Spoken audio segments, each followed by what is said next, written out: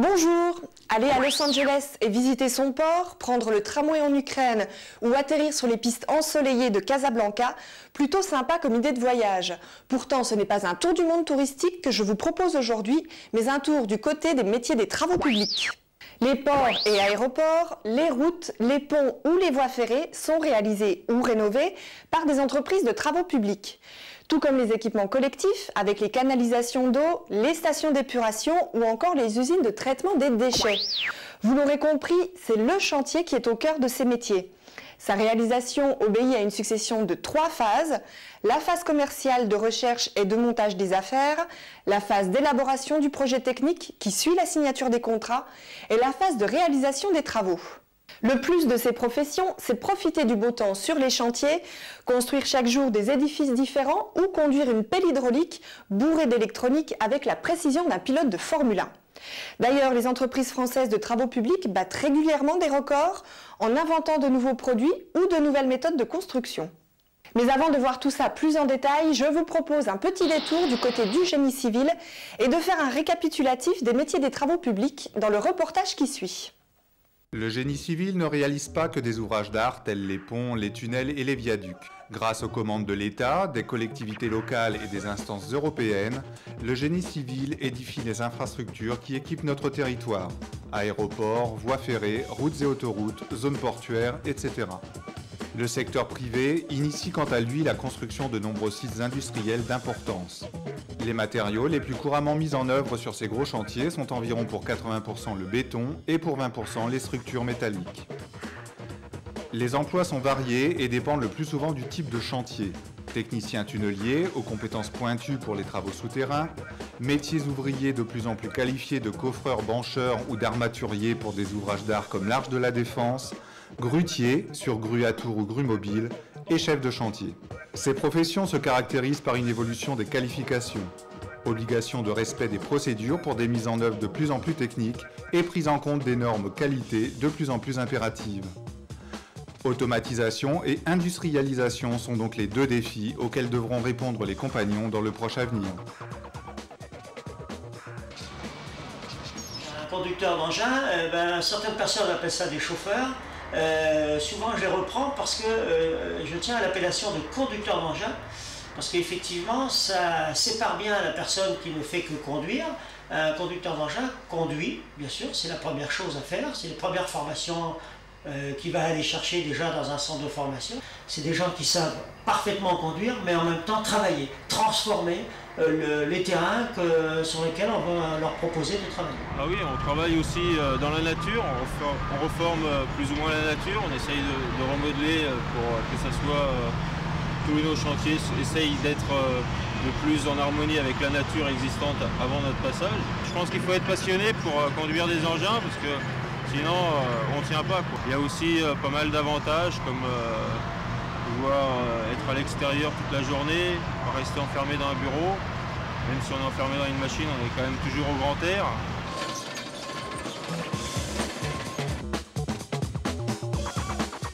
Maçon, voirie, réseau divers. Alors, voirie, réseau divers, pour un maçon, qu'est-ce que ça va? Ça va représenter un travail de pose de bordure, de pose de pavé, pavé béton, de dalles de gravillon lavé, de dalles béton. Ça va être également la construction, quand on rentre dans le domaine des réseaux, la construction de regards d'assainissement. C'est un métier qui est extrêmement demandé parce que ça nécessite des qualités. D'abord, aimer le fini, avoir un bon coup d'œil. Il faut beaucoup d'ingéniosité. C'est un métier qui est fait pour des garçons qui ont une intelligence pratique. Les travaux publics ont énormément évolué, les machines se modernisent et le niveau de formation des professionnels est de plus en plus élevé. Et l'un des points fondamentaux de cette évolution, c'est l'action menée pour l'environnement. Les collectivités locales, les entreprises publiques ou encore l'État font appel aux travaux publics pour créer, améliorer ou entretenir des ouvrages existants. Un canalisateur, par exemple, va travailler à la protection des ressources en eau en remplaçant les vieilles canalisations en plomb dont on sait aujourd'hui qu'elles sont dangereuses pour la santé.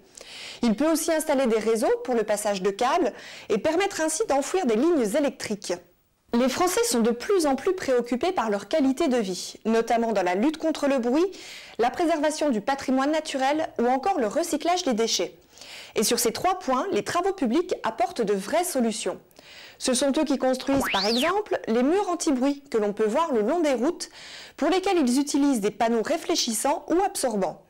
Pour ce qui est du recyclage, il faut savoir que des pneus usagés sont utilisés pour fabriquer les chaussées. De la même manière, les excédents de terrassement peuvent servir sous forme de remblais, d'aménagement paysager ou d'assises de chaussée. Enfin, dans le cadre d'une politique de redynamisation de centre-ville, les travaux publics aident à la réhabilitation des espaces verts, à la création de chemins piétonniers ou au réaménagement de cours d'eau. Évidemment, ces quelques exemples ne sont qu'une partie infime de leur réalisation, mais cela vous donne déjà une petite idée de ce que ces professionnels sont capables de faire. Et si vous avez encore quelques idées fausses sur ces métiers, je vous propose d'écouter attentivement Dominique Labeille. Il existe des activités qui sont plus spécifiques, qui sont toujours de la pose de canalisation, qui font appel à des techniques beaucoup plus évoluées, micro-tunneliers, des forages dirigés, des forages horizontaux, bon, j'en oublie certainement. Et là où, je dirais, le personnel employé est d'une technicité beaucoup plus élevée et de niveau pour, je pense, un conducteur de micro-tunnelier de Bac+2 minimum. L'environnement en tant que tel n'a pas fait, enfin, fait évoluer nos marchés, mais nous y travaillons déjà, puisque posant des réseaux d'eau, captant les sources, ensuite amenant cette eau chez les particuliers, puis par les réseaux d'assainissement, les transportant vers les stations d'épuration, on travaille déjà pour l'environnement. Ceci dit, les lois sur l'eau qui sont en cours ou qui vont être appliquées vont amener des plus en termes de réalisation des travaux. Est-ce que les communes vont avoir les moyens d'aller au bout de ces lois? C'est un petit peu la difficulté et le schéma qu'on se pose, sachant déjà qu'elles ont de la peine à renouveler les réseaux d'eau potable actuels. Dans le cas de l'urbanisation, effectivement, il y a beaucoup de petits travaux qui apparaissent maintenant. Il suffit de parcourir la ville et voir les chantiers qui s'ouvrent. On voit très bien que là, il y a quand même beaucoup de qualifications qui est demandée à nos exécutants pour satisfaire les exigences des communes et des collectivités en général. Par exemple, vous voyez une rue piétonne aujourd'hui, quand vous la voyez, c'est presque un chef-d'œuvre. On voit des pavés, on voit des rigoles, on voit des ouvrages hydrauliques bien spécifiques, etc. Tout ça, ça doit être mis en œuvre. Il y a des enrobés colorés. Tout ça, ça demande quand même une bonne formation de notre main-d'œuvre pour faire face. Alors l'ancienne image de la pelle et la pioche, je ne sais pas si elle est passée. Je ne pense que dans l'esprit des parents, elle n'est pas passée. Elle est toujours présente. Il faut que l'on fasse mieux découvrir nos métiers, je dirais. Alors aux parents c'est difficile, au corps professoral, ça je sais que des actions sont en cours. Et je pense que c'est très bien perçu par l'éducation nationale et le corps enseignant. Maçons, conducteurs d'engins ou canalisateurs travaillent directement sur le terrain, mais d'autres professions viennent se greffer autour du travail sur le chantier. Ce chantier, il faut l'organiser, le gérer. Pour cela, 2 bureaux se partagent la vedette, le bureau d'études et le bureau des méthodes. L'ingénieur d'études est celui qui conçoit le chantier, qui va dire ici il faut construire un mur en béton.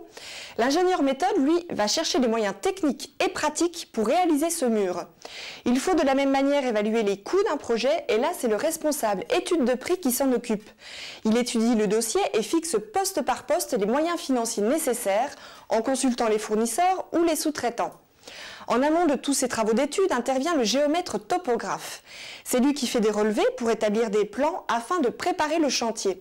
Il tient compte de tous les détails comme les arbres, les poteaux télégraphiques ou les niveaux d'altitude du sol. Il prend des notes, fait des croquis qu'il traduira ensuite sur un plan très précis qui permettra d'exécuter les diverses implantations. Pour superviser la bonne marche d'un chantier, il faut des responsables. Le premier d'entre eux, c'est l'ingénieur des travaux. Il est le grand patron qui va garantir auprès du client la qualité de l'ouvrage réalisé, en veillant au respect des conditions de sécurité, de délai et de coût. Il dirige le chef de chantier qui lui mène les équipes et assure l'exécution des ouvrages selon les directives de l'ingénieur. Avant de voir quelles sont les autres professions des travaux publics, je vous propose d'entendre Jacques Monterrin, formateur à l'AFPA, qui nous parle du métier de conducteur d'engin. Il y a des possibilités d'évolution chez le conducteur d'engin pour accéder par exemple à des postes d'encadrement, chef d'équipe, chef de chantier. voire conducteur de travaux et pourquoi pas directeur de centre, d'agence, etc. quoi. Dans le milieu des travaux publics, il y a une grande demande du fait qu'une reprise économique a été observée et elle est existante. Le niveau de rémunération pour les conducteurs d'engins est très variable selon justement l'entreprise dans laquelle il va travailler, le niveau de qualification et la région dans laquelle il va se trouver ou l'activité dans laquelle il va se trouver la personne qui va travailler dans ces entreprises-là. Alors ce métier peut être ouvert aux femmes, comme le métier de routier est ouvert aux femmes. C'est un milieu qui est assez viril, donc il y a des barrières à faire tomber, mais autrement la conduite d'engin est parfaitement accessible vu le confort de conduite qu'il y a aujourd'hui. Pour un jeune qui veut rentrer dans une entreprise de travaux publics, ce que je lui conseille, c'est d'avoir bien sûr envie, d'avoir la volonté de son envie, ça va de soi, et d'essayer d'aller le plus loin possible quand même dans des formations de type général. Et s'il ne peut pas, de ne pas hésiter, même d'aller un petit peu à l'encontre de ses professeurs pour opter à des formations travaux publics plutôt que d'autres formations, je dirais, techniques, peut-être valables, mais s'il a envie de franchir ce pas, hein, et d'affirmer sa volonté. Après, je dirais, dans l'entreprise, normalement, les formations doivent pouvoir lui faire grimper les échelons, lui faire acquérir des compétences, je dirais, professionnelles propres. Donc en Alsace, les entreprises ont besoin actuellement au moins de 2000 personnes pour pouvoir satisfaire les besoins de la croissance, parce qu'ils ont des marchés potentiels qu'il faut exécuter dans les délais. Et puis, il faut bien se dire que la croissance, elle est toujours là, elle est toujours encore soutenue, et il faut faire face. Alors, pour ce faire, nous faisons feu de tout bois, déjà à travers l'enseignement, vers les enseignants, on a fait donc un appel du pied en créant la fameuse campagne de sensibilisation sur les métiers du BTP. Si le conducteur d'engin sait piloter sa machine, il ne sait pas la réparer. C'est le mécanicien d'engin qui intervient à ce moment-là. Il monte, démonte, remonte les moteurs, que ce soit d'une grue ou d'un camion. Une autre profession est celle de compagnon routier. Attention, il ne s'agit pas d'un conducteur de poids lourd, mais d'un constructeur de route. C'est lui qui applique les revêtements pour les parkings d'hypermarchés, les pistes d'aérodrome, les stades et bien d'autres. Vous pourrez choisir également la profession de constructeur en béton armé ou plus simplement coffreur.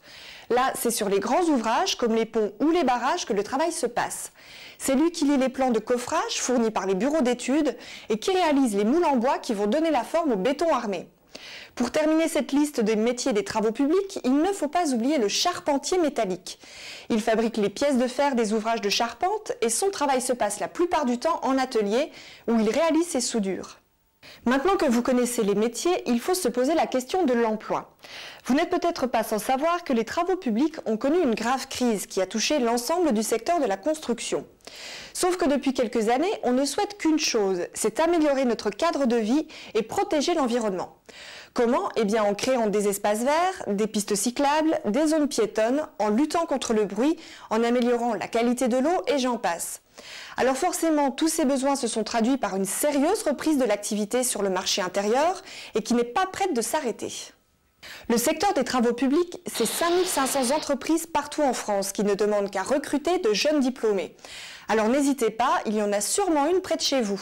Et si vous souhaitez avoir davantage de renseignements sur les métiers, consultez l'excellent site internet des travaux publics www.métier-tp.com et écoutez deux professionnels qui vous parlent de l'emploi. Nous étions en crise, ce qui veut dire que nous avons dû dégraisser très fortement nos effectifs et à partir de 87-97, il y a eu une reprise fulgurante des travaux. Pour parler de l'entreprise et du secteur en Alsace, bon, il est demandeur. De la spécialité, elle est demandeur. De l'entreprise, elle est demandeur d'emploi. Le problème est de trouver des gens, je dirais, ayant déjà au moins des compétences de base qui acceptent de rentrer dans nos métiers.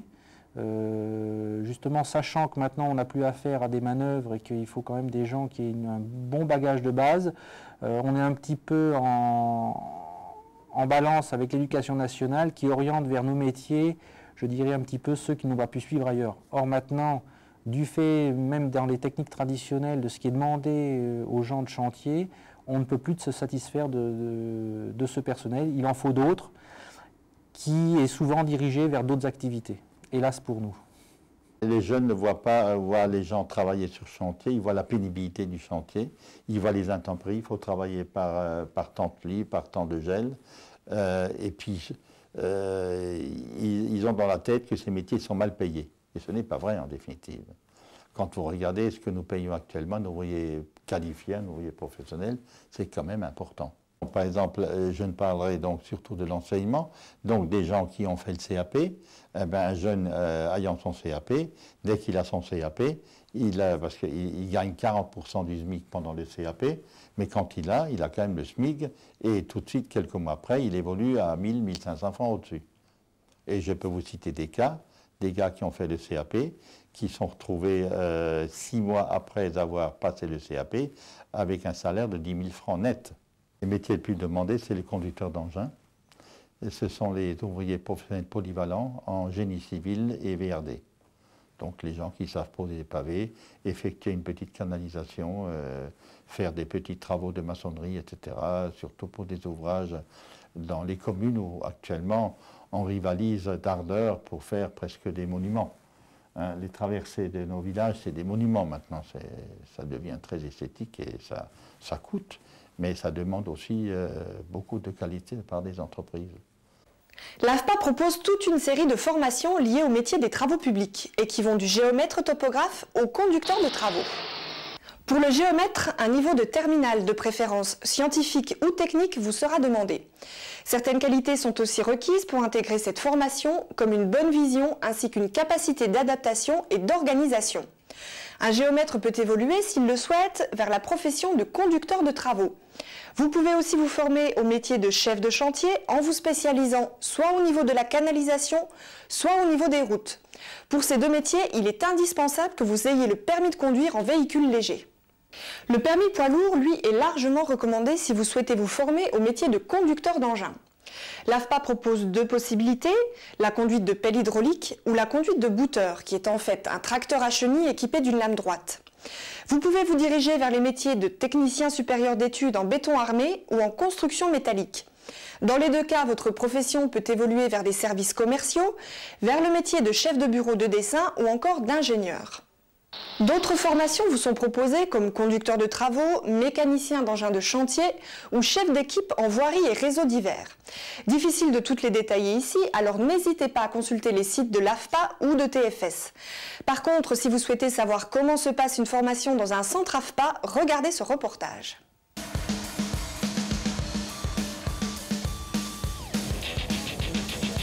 C'est un peu comme une entreprise le matin. On apporte tout ce qui est théorique pour qu'ils puissent commencer en fait le chantier. Après, ce que je veux, moi, c'est qu'ils soient confrontés à des problèmes et pour qu'ils soient amenés à réfléchir, à trouver une solution. Celui-là et celui-là. Alors là, il y a trois. Ça, c'est pas le tien, ça, c'est celui qui a été cloué le premier. Ouais. Pour intégrer la formation, donc, il y a deux parcours possibles. C'est soit donc être inscrit à la NPE, ensuite venir au centre rencontrer donc le service d'orientation professionnelle. Il y a un autre parcours possible, c'est venir, disons, en passant directement avec moi. Et là, on va pouvoir monter un contrat de qualification. Après, tu peux faire ton espace vert et c'est tout. Ah ouais. La période en entreprise varie en fonction donc, du stagiaire et de l'habitude qu'il a de travailler en fait. Sinon, pendant l'alternance pour les contrats de qualif, c'est à peu près un cycle de 1 mois et demi en entreprise et 2 semaines ici.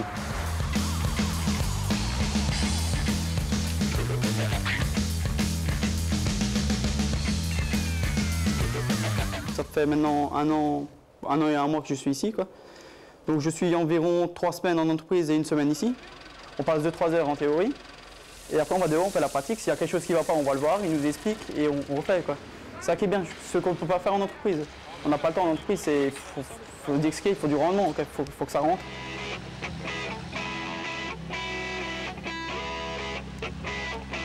Dans quelques années, j'aimerais me spécialiser dans la conduite d'engin. Donc là, il faudra repasser par une autre formation. Bon, ça, il faudra voir donc, avec l'entreprise elle-même, quoi.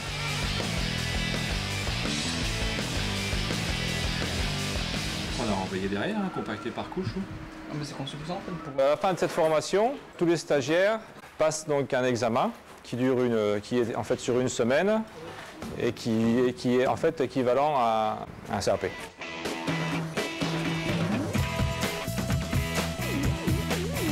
C'est un métier, on est toujours confronté à quelque chose qui n'est pas prévu, donc il faut quand même avoir un potentiel intellectuel qui va nous permettre de réagir à ça.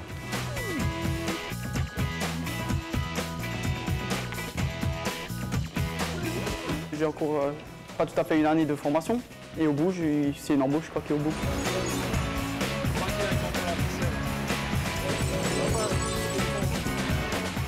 Évidemment, l'AFPA n'est pas le seul organisme de formation pour les travaux publics. Si vous voulez rentrer rapidement dans la vie active, vous avez deux possibilités, le CAP et le BEP. Le CAP est une formation de 2 ans qui se passe en lycée. Elle se déroule soit à temps plein, soit dans le cadre d'un contrat d'apprentissage.